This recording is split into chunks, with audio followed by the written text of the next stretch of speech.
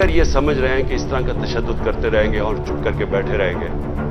تو ہم بہتر یہ ہے کہ بجائے ہم توڑ پھوڑ کریں اور سڑکوں پر نکلیں، جو ہماری پارٹی تیار ہوئی ہے اس وقت، ہم سارے تیاری کریں جیل بھرو تحریک کی،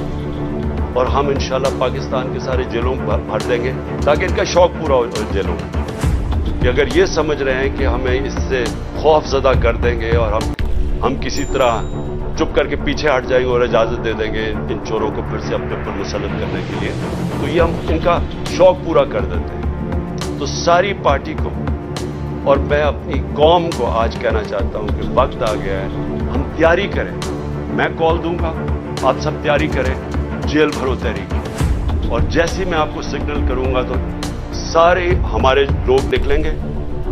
اور ہم اپنی جا کے گرفتاریاں دیں گے، تاکہ ایک ہی دفعہ